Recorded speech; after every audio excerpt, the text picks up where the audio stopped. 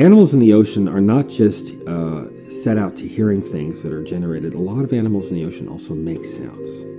And one of the most ubiquitous sound in coastal waters is the sound of the snapping shrimp. And the snapping shrimp has this large claw that they close, and in the process of closing it, the joint of this little joint system in the claw that cavitates, it creates a cavitation bubble, and as that bubble pops, it makes a snap, and so they call them snapping shrimp for that reason. Also, they call them pistol shrimp.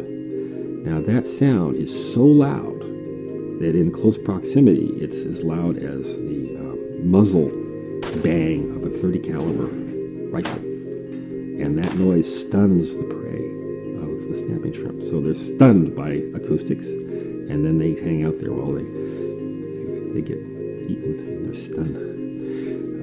So that's the snapping shrimp, and there's so many of them. When you stick your head in the water in coastal areas, you'll hear that kind of hissing or swishing sound. Sounds like sand, but those are the snapping shrimp. And there is a colleague of mine who's been working on the idea that that sound could actually be used as a passive illumination system, and called acoustical daylight.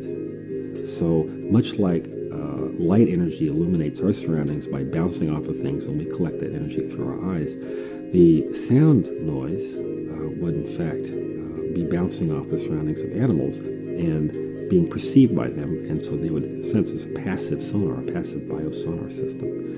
And it's a pretty persuasive argument, particularly in light of the fact that if you look at a lot of fish that hunt or cruise around at night or in dark waters, they have some way of seeing without necessarily using the very scant light that's available there. So the acoustic daylight is one explanation for that.